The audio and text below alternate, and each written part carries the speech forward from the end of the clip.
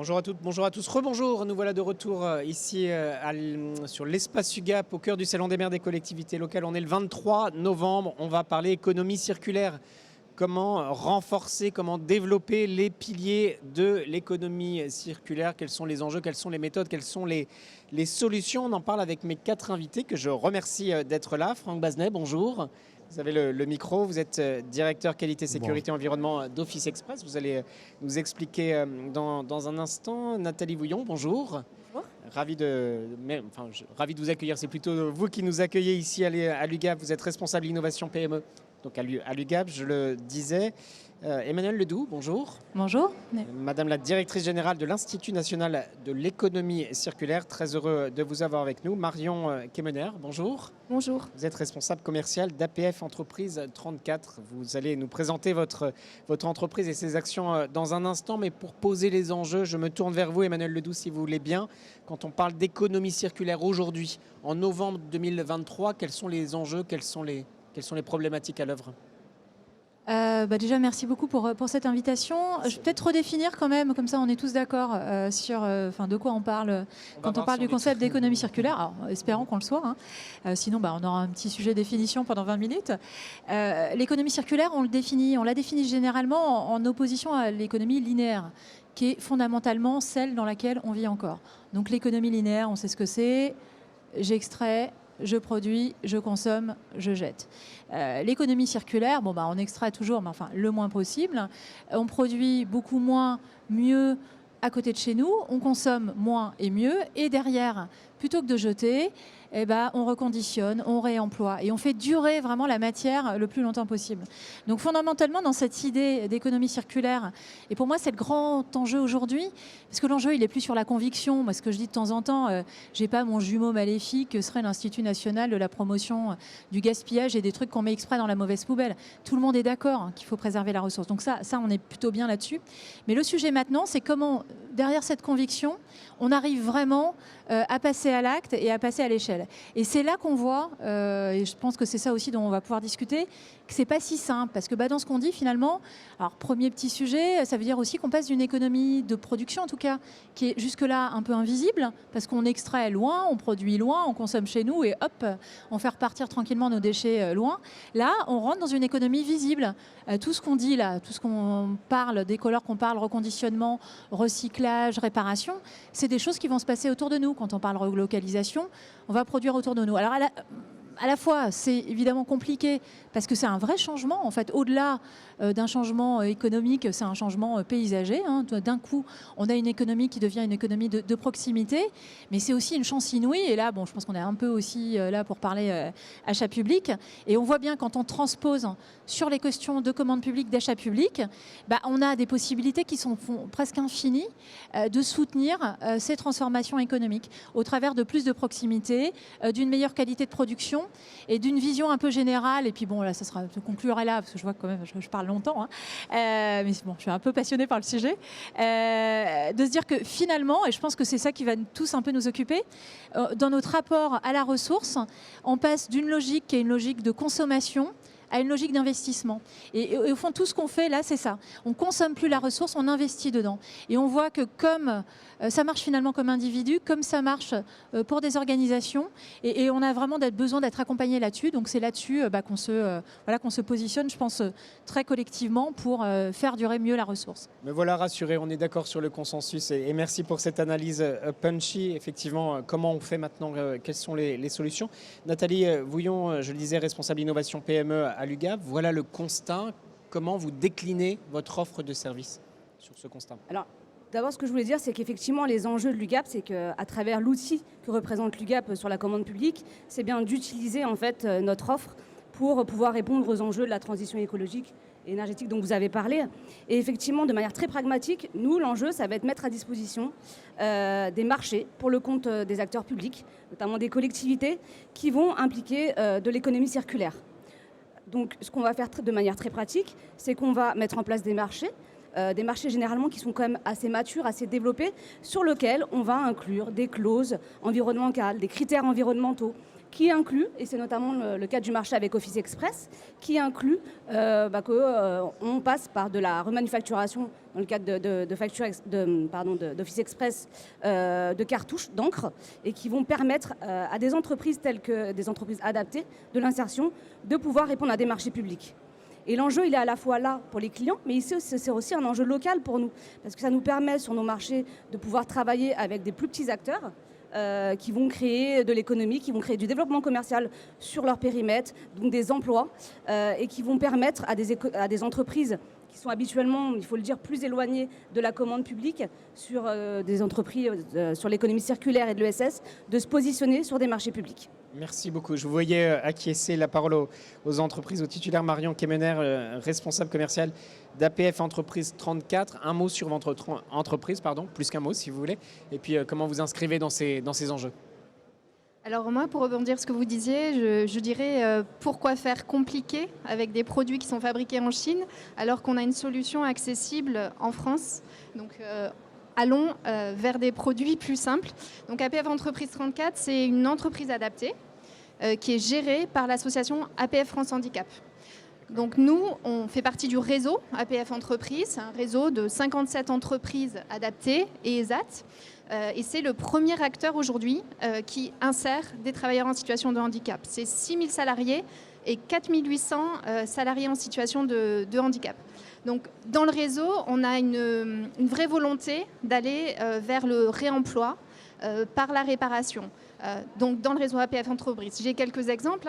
À Grenoble, à côté des Chirolles, on va donner une seconde vie à des pousse-seringues qui sont utilisées dans des salles de réanimation. En région parisienne, on va faire le SAV d'imprimante. Et à Montpellier, donc l'entreprise que je représente, APF Entreprise 34, on collecte des cartouches usagées sur le territoire national et on va leur donner une seconde vie.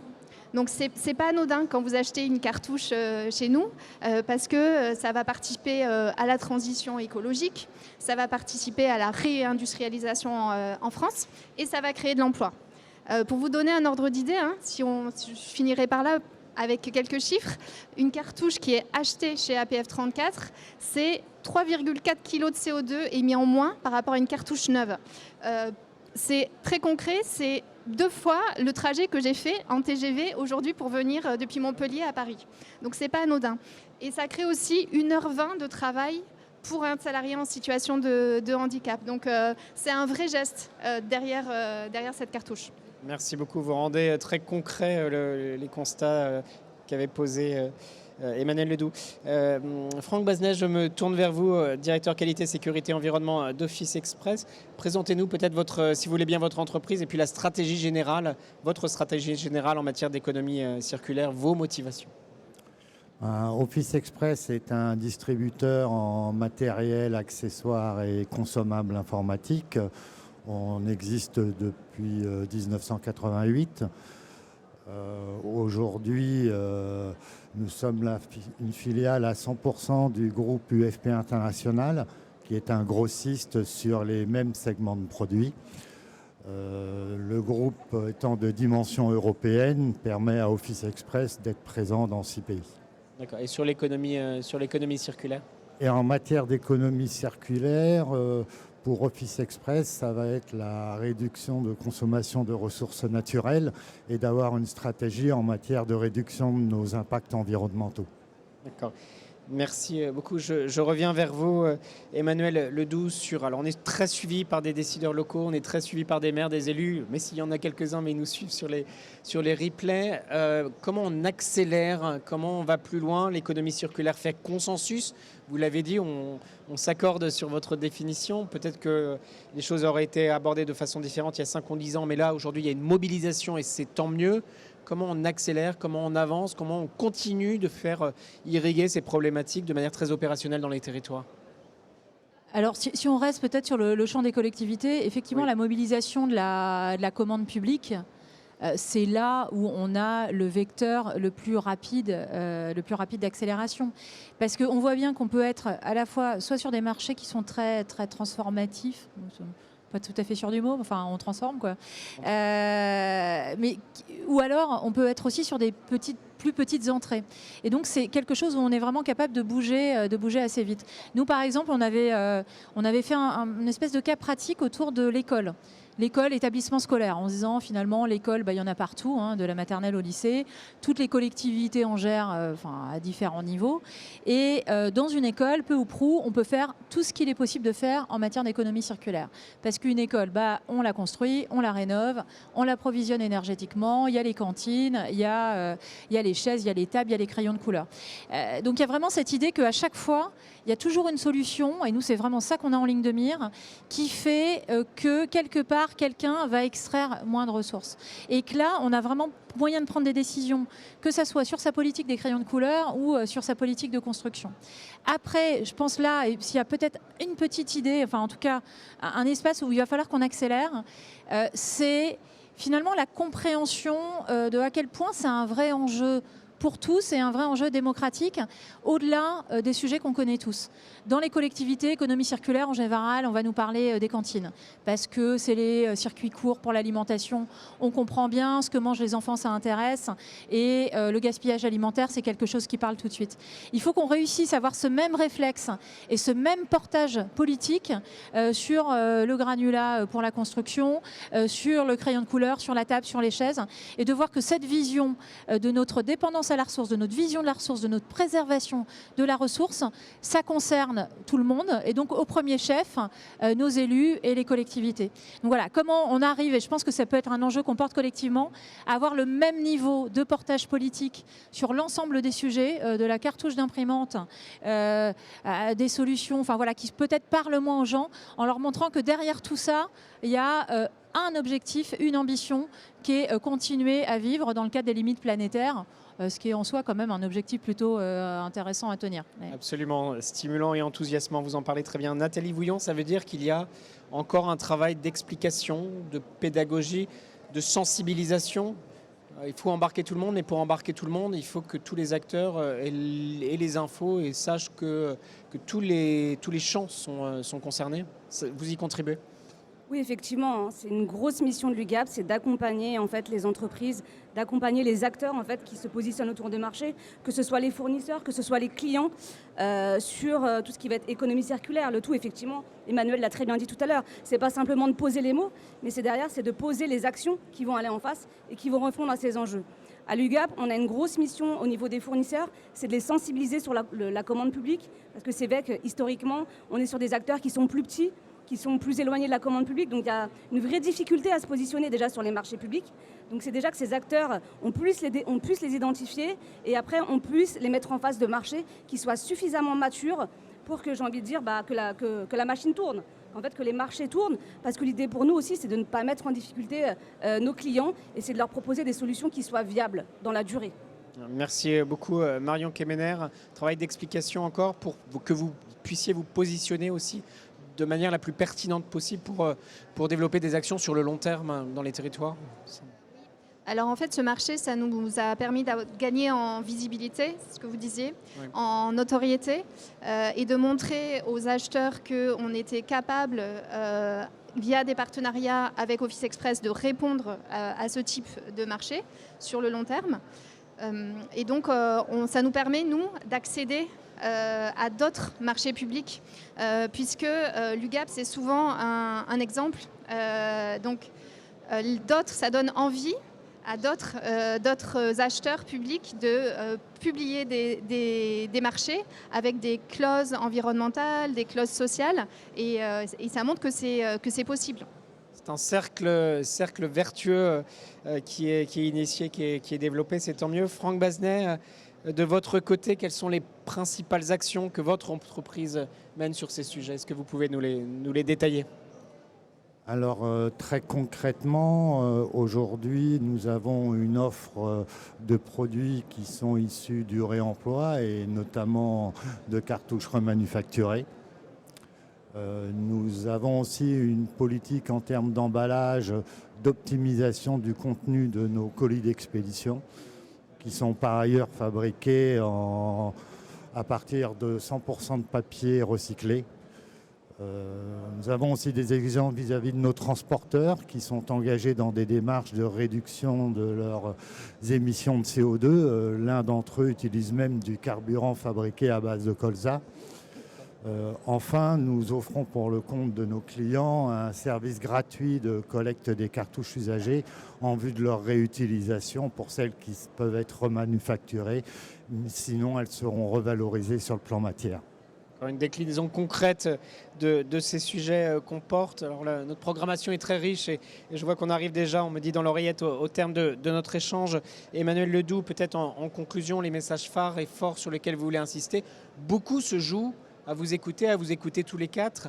Beaucoup se joue dans les territoires. On a parlé de pédagogie, d'explication, mais on voit surtout, Emmanuel Ledoux, que les opportunités sont extrêmement, extrêmement larges. Si on se revoit l'année prochaine, on se réinvite l'année prochaine en novembre, il y a beaucoup de choses qui peuvent encore s'être développées.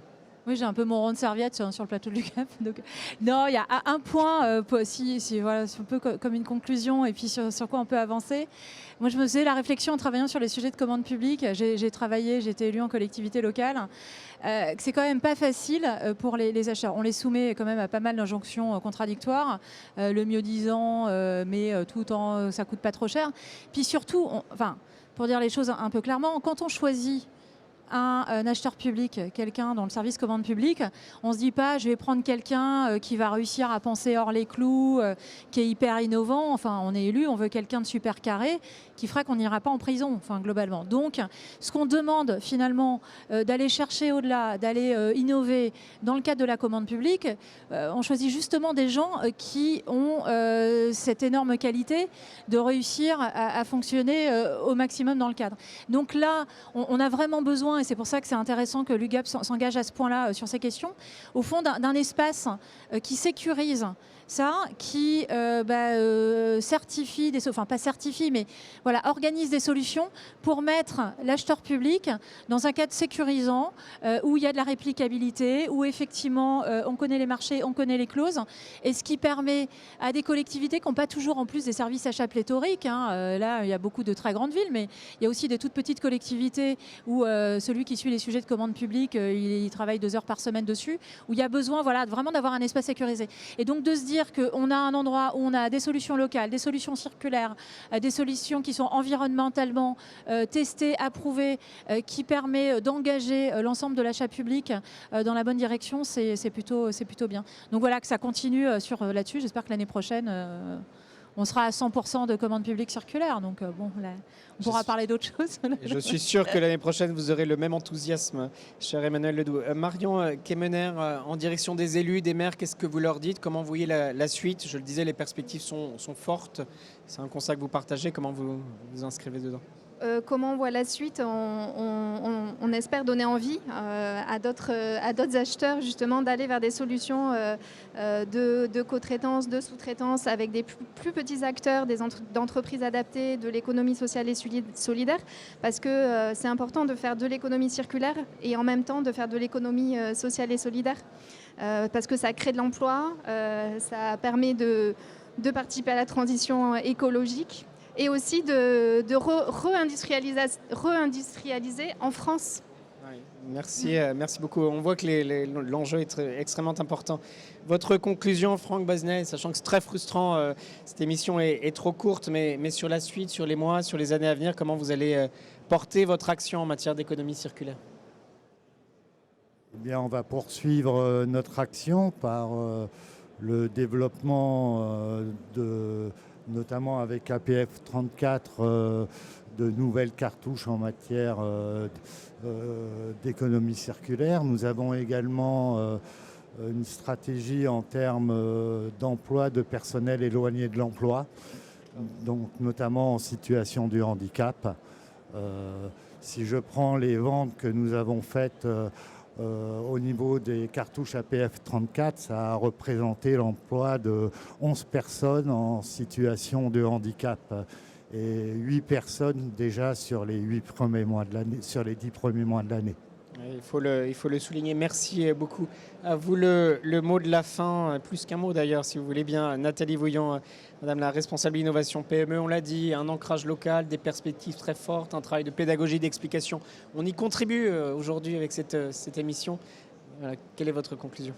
Je dirais que pour nous maintenant, le projet, c'est d'aller chercher marché par marché, d'aller mettre en relation les fournisseurs, vous l'avez dit tout à l'heure, de créer un maillage finalement entre fournisseurs, sous-traitants, titulaires de rang 1, pour venir apporter ces solutions sur nos marchés et pour qu'on puisse enfin pouvoir proposer des produits issus de l'économie circulaire qui font travailler les fournisseurs locaux, qui font travailler le développement local, l'économique locale. Et tout ça, c'est quelque part, c'est aussi un travail de fourmi, mais c'est aussi le nôtre d'aller le faire marché par marché.